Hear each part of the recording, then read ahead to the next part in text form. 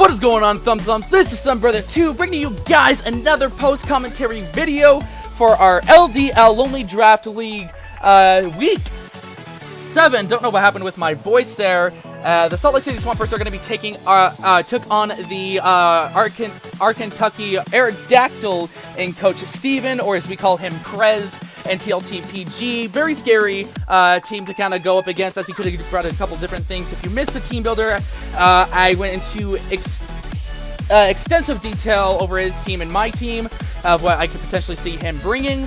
But as you guys do see on the screen, we decided to go with our Conkeldurr, our Weavile, our Mega Alakazam, our Thundurus, our Sylveon, our Superior, as he brought the Clefairy, the Gastrodon, the Pelipper, which I really didn't want to see, the Snorlax, the Scizor, and the Mega Blastoise.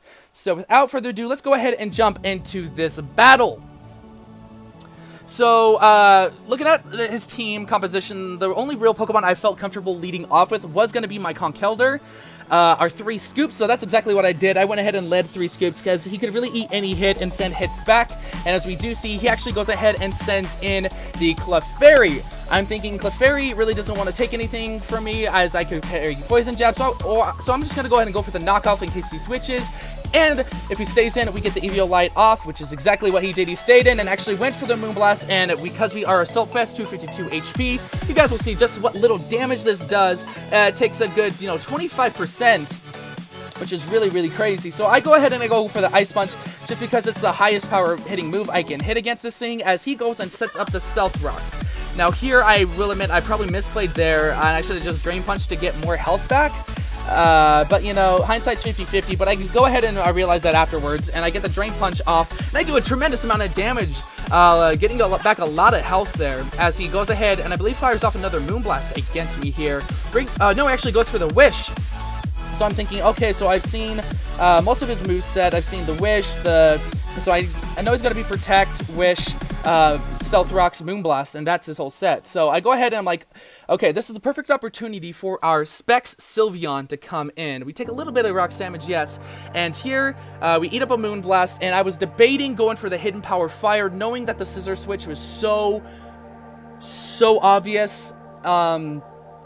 It really was not something I wanted to risk so early on in the match. So I went ahead and I went for the Hyper Voice, and it's a good thing I did it, because I knocked this go ahead and knock this Clefairy all the way down into the red as it goes for another Wish. I missed the knockout just barely. I believe that was a roll, and if I would have gone for the Hidden Power, he would have known that I carried the Hidden Power Fire on this thing, and that Clefairy would have just stayed in on us. So knowing the Scissor was coming in, I just go for the Hyper Voice just to break any potential sass and just see what's going on there. And as you can see, I do a lot of damage to this Scissor regardless. The Wish comes off, heals it back up to full, which sucks. But from here, I'm going to go ahead and switch out, because Sylveon, I believe, can still play a good role here. And Joey Galaxy is honestly the only one that could pretty much take any hit, which is kind of scary to think, because Joey Galaxy is really kind of frail, as Prez gets the opportunity to set up a Swords Dance, and this is where things are tremendously scary. I prayed that he didn't click Bullet Punch, because he would have knocked me out. I do outspeed, though, and I do go for the Thunderbolt. He did not click Bullet Punch.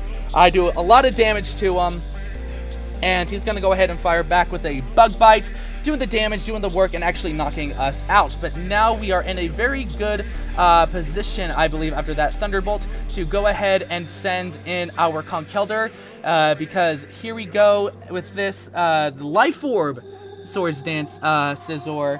So we take a little bit of Rock Damage. We can live almost any hit. I go ahead and he goes for the Bullet Punch, knowing that I'm going to go for the Mach Punch. As you can see, we just barely live that, and that recoil damage from the Life Orb just gives us enough to knock it out. As I found out, this was an impish, it was like an impish set for this Scissor, which was really cool, as now he does have the opportunity to come in, set up the rain for the Pelipper, and now his Hurricanes are going to be landing 100% of the time. I figured that I had to get rid of rocks, or I had to preserve this Conkeldurr for the Snorlax. So I go ahead and I necessarily end up sacking off my Sylveon, which is really what I wanted to do. But looking at the composition of the rest of my team, this is how this, like, Sylveon was really my least useful member. Here, hindsight, once again, I could have clicked quick attack for a little bit of chip damage on it, which would have been nice, but I wasn't thinking. I was thinking he might have swapped out or something. But here comes in Scotty to start doing in the work. I'm hoping that he switches out, thinking I'm like a banded set or something. As we do go for the Icicle Crash, we landed, thankfully, and I knew this was only going to do about 50% to this, but I'm like, okay, I can come in next turn with Mega Alakazam and knock it out, but we get the flinch, ladies and gentlemen, which is really lucky on our part. It's a 30% chance to flinch as he goes straight into the Moonshine, the Clefairy, to be knocked out by the next Icicle Crash, and I couldn't be more happier. That flinch came in at the most crucial time for us, and I was so happy to see it, because Scotty has more work to do, ladies and gentlemen. Scotty absolutely has more work to do, as we do see the Snorlax make its way onto the field, and Weavile is the best person to handle Snorlax, as this low kick goes ahead, goes off, and as you see, does 80% of damage to this thing.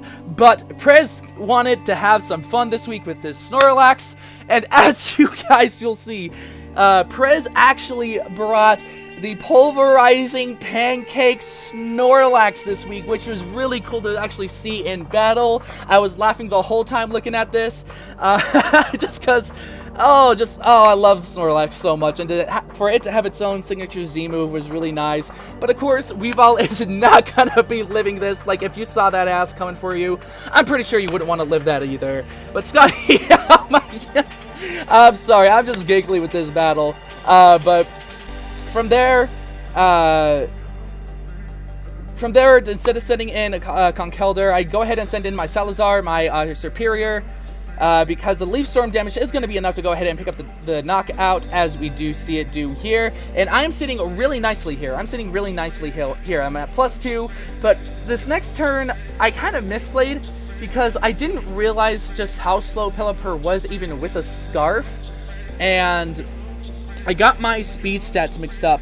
And so when he sent out the Pelipper, for some reason I thought he was faster than me with the Scarf, and I only thought Mega Alakazam would be the one to outspeed it. So I actually switch out here. And I believe I sack off my 3 scoops. Yeah, I sack off my 3 scoops to guarantee that my Mega Alakazam, can come in.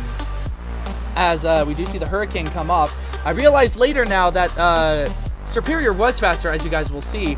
But yeah, I definitely got to remember my speed calcs and my speed setups for sure next time in future battles, because that definitely messes me up. But we have Gus here coming in. Mega Alakazam is going to come in, do the work. We're going to go ahead and just go for the Energy Ball, because his last remaining mons are all weak against Energy Ball. So I'm going to go ahead, get the Mega Evolution off. Prez actually forgot that Mega Alakazam got Energy Ball, so once the Gastrodon coming in, this Energy Ball is going to go off. It's going to pop the, I believe the Shucca Berry. No, not the Shucca Berry. The, what's it called? I can't remember the name. Will it pop up here?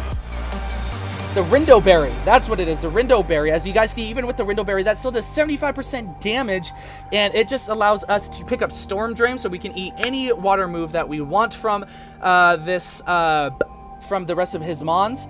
And yeah, so here in comes the Blastoise, his Mega Blastoise, and I told you guys in the team prep that I was absolutely scared of the Mirror Coat, and I was right to think so, because I go ahead and I swap out thinking that Mega Alakazam is my win condition to outspeed that Pelipper. We take a little bit more Rock damage, and as you guys see, as the Blastoise Mega evolves, Prez is gonna go for the Mirror Coat, and I told you so. I couldn't have been happier to have predicted that. I said it in the team builder, you guys, and it was just really nice. It was really, really nice to be right on that, and I'm thinking, okay, if he Ice Beams, he breaks my sub, the next turn I'll go for it. Alakazam can finish it off, but if I can get the substitute and he goes through the Mirror Coat again, I'm set to pick up this 2-0 victory, and that's exactly what happened. So because of that here, I am set up so wonderfully, so wonderfully to go ahead and pick up the sweep here. So I go ahead, I get the Leaf Storm off. I believe this does upwards of about 60% to no, it does up to 90%. Wow. Get the +2, of course. And he's going to go for the Aura Sphere. Going to go ahead and just break our substitute get that boost from his Mega Evolution ability, which I personally can't remember off the top of my head right now. But still, we outspeed. We're sitting really nicely here. This Mega Blastoise is going to go down. So I go ahead. I go for the Leaf Storm. I knock it out, and I'm sitting at +4. I'm thinking I don't want to swap in Mega Alakazam to take any damage, so still thinking that I'm slower than the Pelipper. I just left, of course I'm going to leave the Superior in, so I can finish it off with Energy Ball, because Energy Ball from the Mega Alakazam where Pelipper was sitting, because it was sitting right below 50%. Mega Alakazam, I believe, did minimum 50%, so that's definitely under 50%, you guys. I just said 50%, way too much, my apologies. But here is at the end of the battle where I realized just how slow Pelipper is, even with the Scarf. And the Leaf Storm is going to come in, knock out the Pelipper, and we are going to be picking up the 2-0 victory, ladies and gentlemen. I'm so happy we won this battle, because after last week, you know, it was a crushing blow and versus Arthur. But we have now begun our climb back to clinch the 4th spot in our conference for playoffs. It's a tough battle ahead, ladies and gentlemen, but I believe we can do it. I absolutely believe we can do it.